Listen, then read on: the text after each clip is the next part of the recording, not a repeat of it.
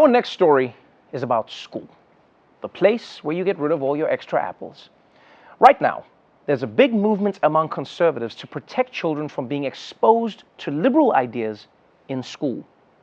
Ideas like racism is bad or gays are not bad. And you know, it's almost like conservatives learned too much about cancel culture and accidentally got really into it.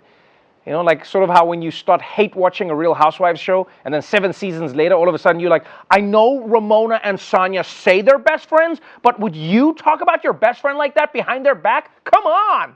Yeah, I hate that show.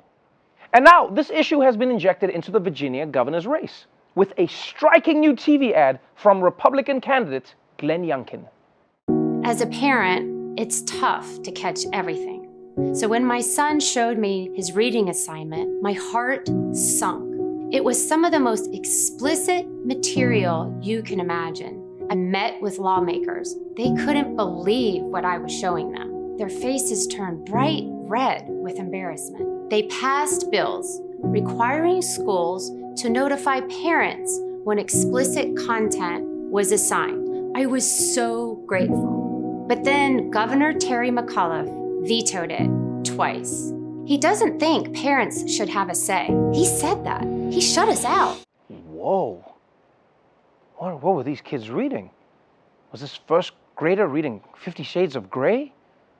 Was this like a little coloring in book of dick pics? No. It turns out it was actually the Pulitzer Prize winning Toni Morrison novel, Beloved.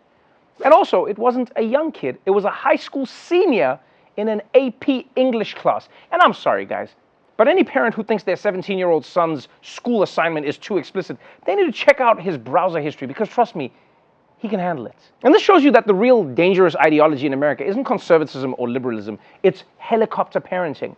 I mean, an AP class is basically a college course. Like, how long is this lady going to be trying to protect her kid, huh? This poor guy's going to have his mom bust into his dorm room like, don't make him chug, he'll get an owie in his tum-tum. Here's my problem. Banning so-called offensive books is a slippery slope because what's offensive is subjective. Like what might bother one parent might not bother another, and vice versa. Like I would never want my kid reading The Great Gatsby. I think it glamorizes friend zoning. That's immoral. You know? Would you read it? There's too many white people in that book. I'm from Birmingham. They wouldn't let us read that book. We was reading Autobiography of Malcolm X. We was reading some Madam C.J. Walker. We did read the one book with the elf running around. Lord of the Rings? No. What's the one before that one? With an elf? Yeah, like, elf. What is the elf doing? Bilbo. Oh, that's Bilbo. The Hobbit? Yeah, that's the one. We read that one too. I'm just saying, man, we shouldn't be erasing Black history, whether or not it's Toni Morrison novels or it's my new hour special, Imperfect Messenger, premiering Friday on Comedy Central at 10:30 after a new episode of Charlemagne, the Leonard McKelvey Show. Yeah, I'll watch it, Roy. I'll definitely watch it because you've told me many, many times.